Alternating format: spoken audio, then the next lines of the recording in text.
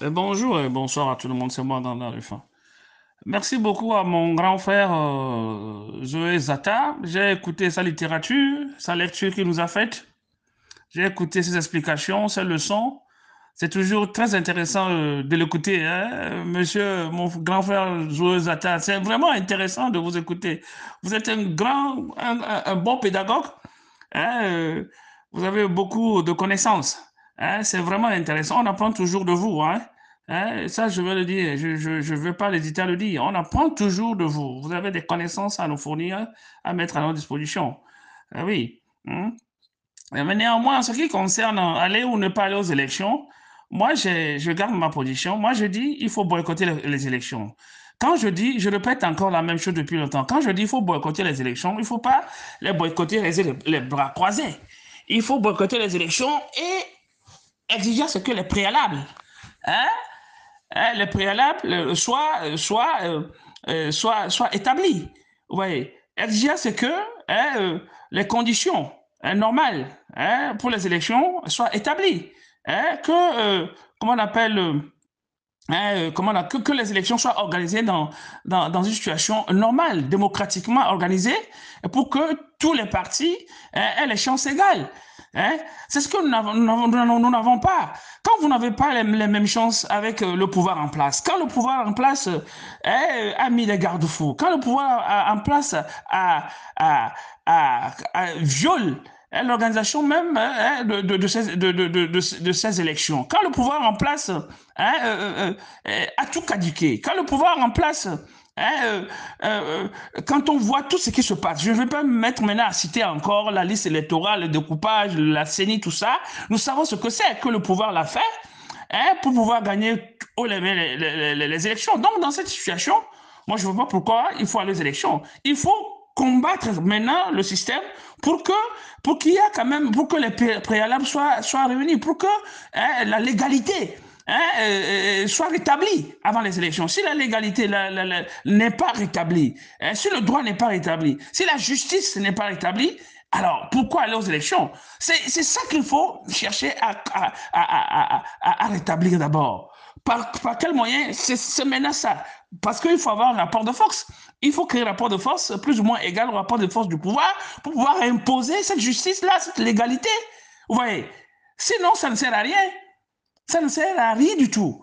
Vous voyez? Donc, le second point, c'est que c'est quoi? Moi, le fait de comparer les choses par le passé, c'est bien. Quand on compare les choses, hein, politiquement, quand on compare hein, le combat que nous faisons par rapport à ce qui s'est fait par le passé, c'est bien. On doit comparer pour voir quelles sont les erreurs qui ont été faites, qu'est-ce qui a été fait et on ne doit plus refaire, hein, qu'est-ce qu'on doit faire maintenant et qu'est-ce qu'on ne doit pas faire. C'est bon de faire une comparaison, de se baser sur le passé hein, pour pouvoir construire le présent. Ça, c'est très bon. Mais il va falloir avoir l'aptitude hein, de s'adapter hein, au présent hein, et de prévoir le futur, d'évancer l'ennemi. C'est ça. Anticiper les actions de l'ennemi en politique, comme vous l'aviez dit. Hein, hein, s'adapter aux enjeux actuels. Moi, j'ai l'impression que les Togolais ne s'adaptent pas aux enjeux actuels. Aux enjeux actuels. Quand vous parlez des élections de 1994, quand vous parlez des élections de 1956 ou 58, c'est dans un contexte bien déterminé, historiquement différent de ce que nous avons aujourd'hui. Hein, dans le temps, dans l'espace hein, historique, hein, des situations sont différentes de ce que nous avons aujourd'hui. Bien sûr, nous devons nous comparer à ce temps-là pour pouvoir préparer le présent et affronter le futur. Mais nous devons avoir l'aptitude hein, de nous adapter aux enjeux actuels. C'est ce que nous ne faisons pas. Ford Gnassingbé, lui, s'adapte aux enjeux. Il nous dévance. Il anticipe les événements. Il nous anticipe. Hein? Nous, on n'arrive pas à anticiper les événements. Lui, il est bien loin, il est bien loin. Et nous sommes encore dans le XXe siècle, parlant du XXe siècle, et on n'arrive pas à adapter la lutte que nous faisons aux réalités actuelles, aux enjeux actuels. Vous voyez, c'est ça nos problèmes. Hein?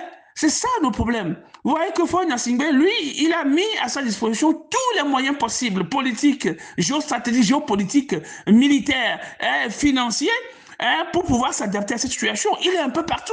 Hein, il crée des relations un peu partout. Il est devenu un panafricaniste de raison. Et nous, nous sommes là, nous regardons. Ouais, nous regardons, on n'arrive pas, on peine à s'adapter à la situation. Donc, aujourd'hui, ce qui était faisable hier, hein, et par des moyens par des petits moyens, aujourd'hui n'est plus faisable comme ça.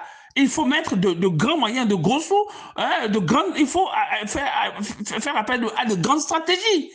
Mais c'est de ça qu'il s'agit. Donc, on n'arrive pas. Donc, il faut aussi qu'on adapte notre lutte, hein, à la dictature. Hein, comment on appelle, le combat que nous devons mener maintenant doit être aussi à la hauteur du combat, hein, de notre ennemi, hein, pour pouvoir s'opposer à lui. Donc, si nos moyens, hein, de résistance, hein, ne sont pas adaptés, nos moyens de résistance ne sont pas, n'équivalent pas aux moyens aux forces, hein, que le dictateur a, alors là, on ne peut rien. Donc, nous devons nous adapter aux enjeux actuels. C'est ça. Nous devons nous adapter aux enjeux actuels. Les élections de 1994, mais si on doit aller encore aujourd'hui, ça ne serait plus comme 1994. Aujourd'hui, Faure Gnassingbé a compris. Hein? Il a doublé, triplé, quadruplé même, hein, comment on appelle, la capacité de sa dictature. Vous voyez? Donc, ça ne sera plus comme en 1994. Donc, nous devons aussi chercher à savoir comment nous allons faire maintenant pour l'en empêcher. Créer une situation pour l'empêcher. Créer un rapport de force pour l'en empêcher. Au lieu d'aller aux élections dans des conditions pareilles, sachant qu'on ne va pas gagner. Qu'est-ce que ça sert aux Togolais d'aller aux élections et avoir une dizaine de sièges, pour ne pas dire 5, 6, 7, 10 sièges, par rapport à 107 sièges. Même si nous avons 15 sièges, qu'est-ce que ça apporte dans tout ça? Ça n'apporte rien. On va légitimer seulement le pouvoir. Je demandais à quelqu'un, je causais avec quelqu'un, je ne dois pas donner le nom maintenant, le nom de la personne, hein? Un député allemand, mais, et je lui dis, mais au Togo, les députés sont choisis, ils ne sont pas élus comme chez vous, ici en Allemagne. Il dit, comment choisi? On ne choisit pas les députés, mais il dit qu'il a vu les députés des partis les partis politiques de l'opposition participer aux élections. Donc, on ne peut pas dire que Faure Gnassingbé choisit les députés. Mais choisir dans ce sens que c'est lui qui définit les règles du jeu. C'est lui qui dit ce qu'il veut. C'est lui qui définit, en fin de compte, les règles du jeu. Il ne respecte pas les règles démocratiques pour les élections. Il ne fait pas comme cela se passe dans d'autres pays. Donc, si tu veux faire le jeu qu'il te propose, alors là, tu seras élu député. Si tu ne veux pas faire le jeu qu'il te propose, tu ne seras pas élu député. C'est ce qui se passe chez nous. Alors, il me dit, alors pourquoi participer à ces élections? Si c'est comme ça, il faut chercher à l'en empêcher. Si c'est comme ça, il faut créer une situation pour avoir une certaine légalité, une certaine justice, une certaine équité avant d'aller aux élections. Donc, on n'allait pas aux élections. Donc, chercher maintenant à créer une relation, à créer une situation de justice, à ce que les élections soient démocratiques et équitables. C'est ce qu'il faut d'abord chercher. Alors, si vous ne le faites pas et que vous participez à ces élections, alors là, c'est que vous êtes consentant et en même temps, vous légitimez le pouvoir qui sort des urnes. Exactement, c'est ce que nous ne devons pas faire. Oui, oui, c'est ce qu'un député allemand a presque m'a dit. Donc, comprenons que nous devons exiger ce que les préalables soient réunis. Nous devons créer un rapport de force et nous imposer avant d'aller aux élections.